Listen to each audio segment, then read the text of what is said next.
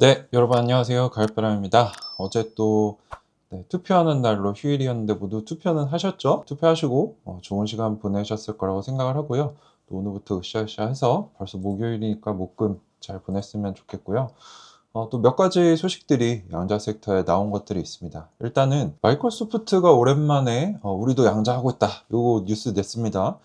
AI의 지원을 받아서 서포트를 받아서 새로운 마이어라나라는 칩의 2세대 마이어라나 2 양자 컴퓨팅 칩을 냈다고 하는데요.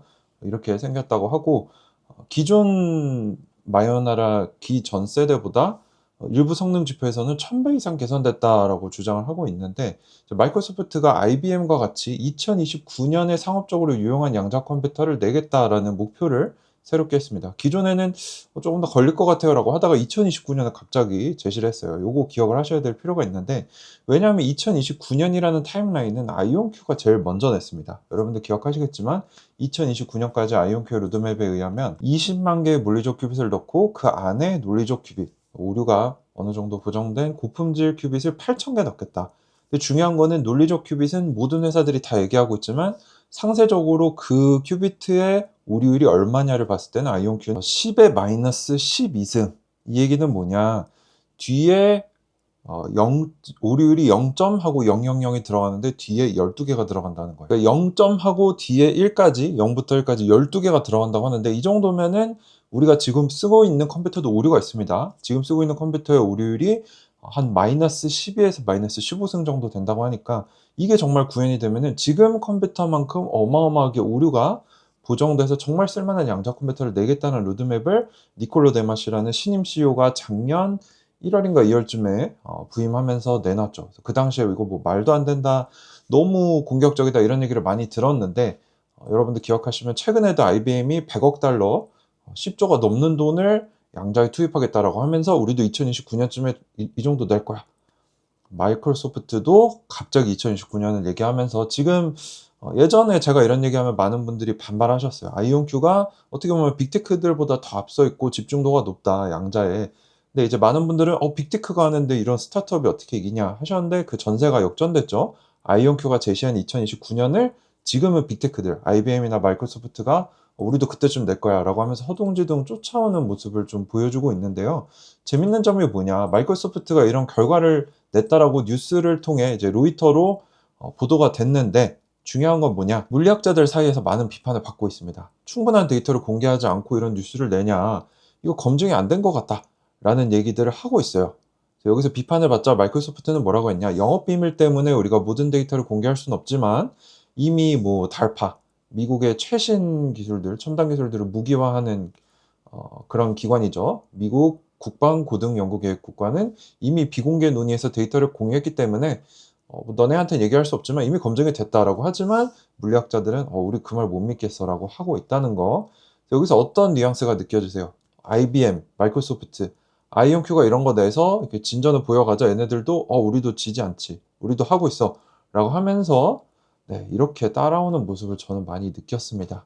그래서 니콜로 데마시 CEO도 어떻게 될지 몰라요. 사실 이전에 CEO였던 피터 제프맨은 2025년에 양자의 챗GPT 순간 효과다, AI가 정말 변곡점을 넘어서 엄청나게 많이 쓰이는, 가치가 커지는 그 AI 시대가 2023년인가 22년쯤에 열렸던 걸로 제가 기억을 하는데 그 시점이 2025년에 올 거다라고 했는데 이제 기억해 보시면 그게 오지 않았죠.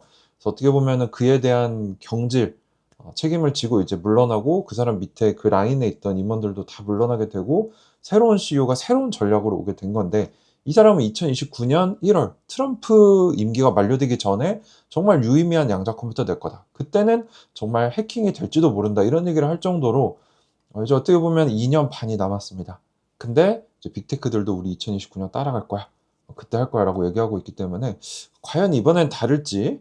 제가 얘기하는 거는 아이온큐가 무조건 됩니다가 아니고 한 번 이미 실패를 했고 큰 고통을 겪었어요, 주가적인 측면에서도. 근데 이번 CEO와 이번 전략은 인수합병 하면서 많이 붙이고 땡기고 사람들 모으고 했는데 과연 될 것인가, 검증이 필요하다는 거예요.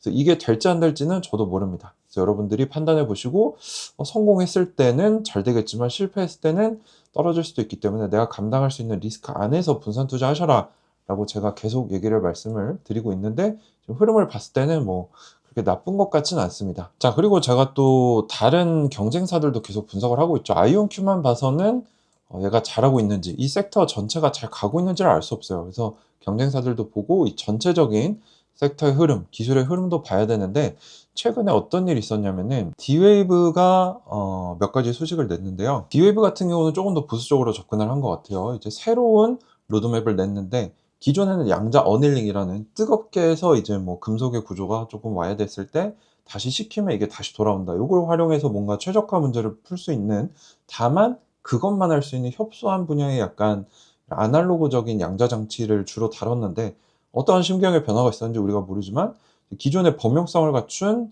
게이트 모델로 같이 갑니다. 두 개를 같이 한다고. 그래서 퀀텀 서킷이라는 회사를, 초전도체 기반의 회사를 인수하면서 이것도 같이 합니다. 기존의 아이온큐나 리게티, IBM은 이쪽이었는데 D-Wave는 이것만 하다가 같이 한다고 했는데요. 이 듀얼 플랫폼을 하는 유일한 회사다라고 강조를 하고 있고, 2032년까지 100개의 고품질 논리적 큐비트가 100만 회 이상의 연산을 할 수 있는 게이트 모델 로드맵을 발표했다라고 얘기를 합니다. 굉장히 보수적이죠. 지금 다른 회사들은 2029년에 막 수천 개, 뭐 아이온큐 같은 경우는 8만 개의 논리적 큐빗을 만들겠다라고 했는데, D-Wave는 어떻게 보면 조금 보수적으로 조금 논리적 큐빗도 적게 얘기했고, 그래서 지금 D-Wave가 주장하는 바는 뭐냐? 많은 기업들이 물리적 큐빗을 늘리는 데 집중하고 있지만 D-Wave는 하드웨어 수준에서 오류를 줄이는 차별화된 접근을 얘기하고 있다. 그래서 올해 안에 물리적 큐빗을 17개, 내년에 49개, 2028년에 181개, 2030년에는 논리적 큐빗을 10개 만들고 2032년에는 논리적 큐빗 100개를 만들겠다라고 하고 있습니다. 그래서 사실은 어떻게 보면 좀 후발주자임을 인정했다라고 저는 생각을 해요. 뭐 이건 제 개인적인 의견이지만, 지금 뭐 인력적인 면이나 이런 자금, 기업화, 상업화 수준으로 봤을 때는 뭐 이온 트랩의 아이온큐, 그리고 오늘 상장할 것으로 추정되는 퀀티니엄 두 개, 이온 트랩에서는 두 개가 탑이고 초전도체에는 IBM, 그리고 광자 쪽으로는 사이퀀텀. 그래서 총 한 4개 정도 그룹을 저는 1티어로 보고 있고, 그 뒤에 뭐 리게티, D-Wave, 뭐 큐에라, 인플렉션, 자나두 같은 기업들이 열심히 쫓아오고 있는 이런 형태로 지금 이렇게 크게 갈렸습니다. 이 둘의 간극이 생각보다 굉장히 커요.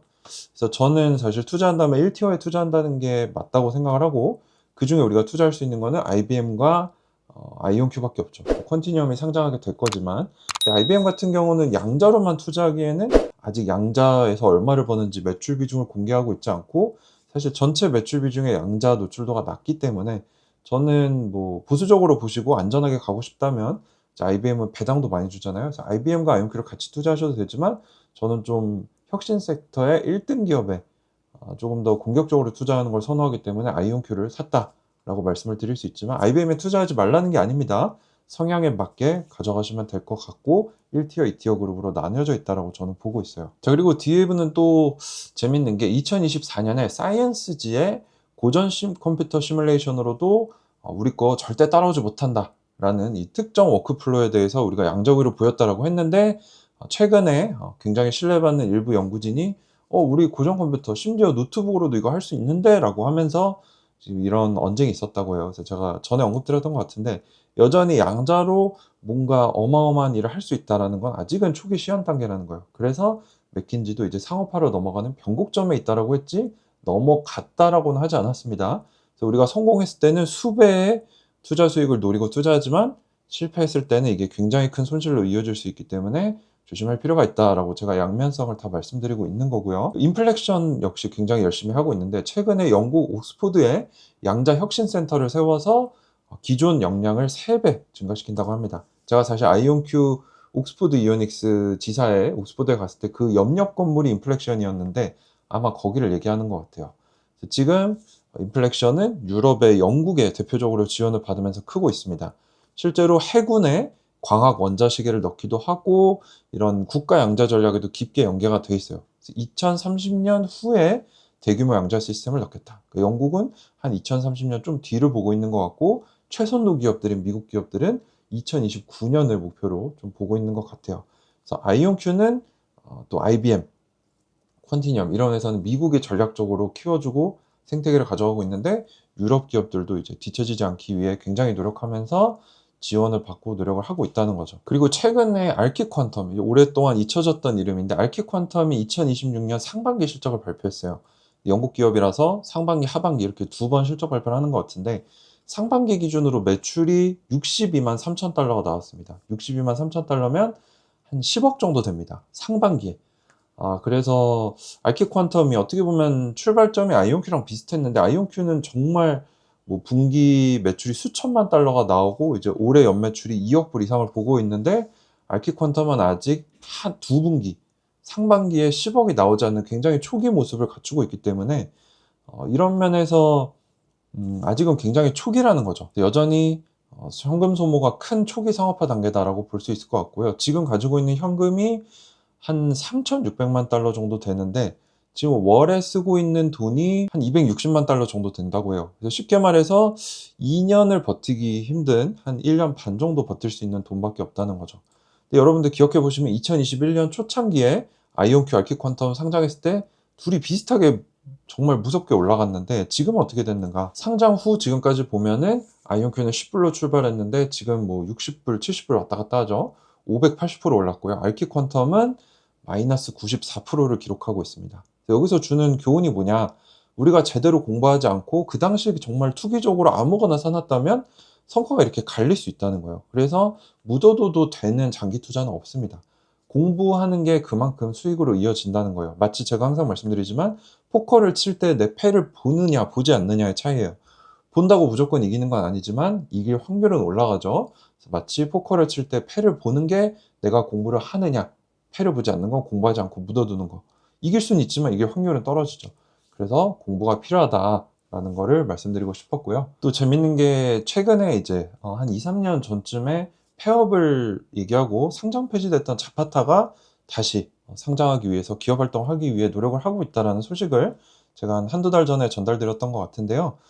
이번에 지금 거의 영업을 재개할 수 있는 재건 단계에 들어선 상태라는 소식이 나왔습니다. 아직 재상장이 된 건 아닌데 지금 구조조정도 하고 부채도 갚고 하면서 최근에는 이제 기존 최고 임원진들이 다시 돌아왔다고 해요. 그래서 사실은 제가 리스크로 지적했던 최고 기술 책임자 CTO 유동카오라는 사람이 이제 대만 또는 중국계신 것 같은데 이분이 이제 대학을 졸업하고 경험이 별로 안 되는데 자파타의 최고 기술 책임자로 왔다는 게 조금 아쉽다라는 얘기를 제가 예전에 한 적이 있어요. 그래서 자파타 좀 위험해 보인다라고 했는데 결국에는 폐업, 상장 폐지까지 됐죠.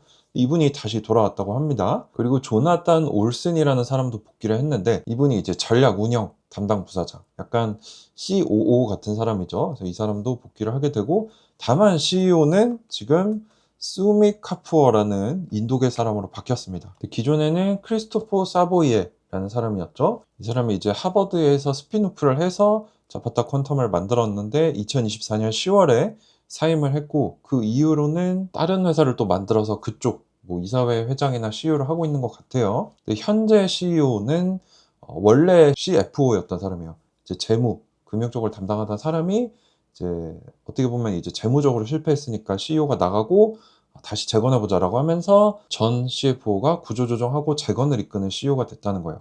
그래서 창업자 중심의 성장에서 구조조정, 재무 정상화를 하면서 다시 최고 임원진들을 불러들이는 걸 보면은 당장 이게 재상장되면 살까 요건 아니지만 상장 폐지됐던 기업이 정리하고 다시 올라오는데 이 회사가 가지고 있는 IP나 이런 게 뛰어나다고 제가 알고 있습니다. 그래서 이 회사 같은 경우는 양자 컴퓨터를 직접 만드는 게 아니라 양자 컴퓨터를 잘 쓸 수 있도록 알고리즘, 소프트웨어, 어플리케이션을 만드는 회사였죠. 어떤 하드웨어에서도 쓸 수 있는, 쉽게 쓸 수 있는 양자 어플리케이션, 소프트웨어 이런 걸 만드는 기업이었는데 특허가 60개 정도 가지고 있다고 해요. 근데 양자 쪽으로 지식재산권은 아직은 굉장히 적고 또 이거를 출원한 것도 많지 않기 때문에 자체적인 역량은 있는 것 같은데 어떻게 보면 이제 최고 임원진들이 잘 못해서 망했다가 다시 재건하고 있는 상태이기 때문에 관심 종목에 올려놓고 보려고 해요. 그래서 어떤 분들이 컨티뉴엄 상장하면 사실 건가요? 많이 물어보시는데 저희 스탠스는 항상 한결같아요. 아무리 좋은 기업도 IPO 가격이면 모르겠지만 상장 후 바로 사진 않아요. 이렇게 올라갔다 이렇게 떨어지기 때문에. 그래서 내가 초기에 상장 전에 사지 못했다면 최소 두세 분기는 보고 천천히 들어갑니다. 이번에 제가 좋은 기회를 얻어서 스페이스 X는 아마 살 수 있을 것 같아요. IPO 전 가격으로. 그래서 상장가로 살 수 있기 때문에 보통 상장하면 좋은 잘 되는 애들 막 50% 이렇게 오르잖아요. 그래서 좋은 기회를 얻어서 그거는 제가 해볼 생각이 있는데 이제 이런 상장을 막 했거나 또는 망했다가 다시 올라온 기업을 바로 사는 건 좀 위험하다고 보기 때문에 제가 한결같이 말씀드린 건 그거예요. 아무리 좋아 보이는 아무리 확실해 보이는 것도 우리가 욕심을 좀 억제하면서 조심히 접근할 필요가 있다. 세상에 100%는 없고 주식은 더더군다나 100%가 없기 때문에 좋은 것도 조금 욕심도 적당히 제어하면서 하다 보면은 여러분들이 제가 아이온큐 올인했을 때 겪었던 그 고통까지는 겪지 않으실 것 같아요. 정말 힘들었거든요. 네, 행복하려고 투자하는 건데 저는 힘들었지만 결국에는 이제 잘된 케이스지만 그렇지 않은 사람들이 훨씬 더 많습니다. 그래서 과도하게 욕심을 부리기보다는 우리가 현명하게 공부하면서 리스크를 잘 관리하면서 가는 게 중장기적으로 살아남고 어떻게 보면 투자 구루들이 말한 것처럼 살아남아서 장기 복리의 효과를 누릴 수 있는 게 아닐까.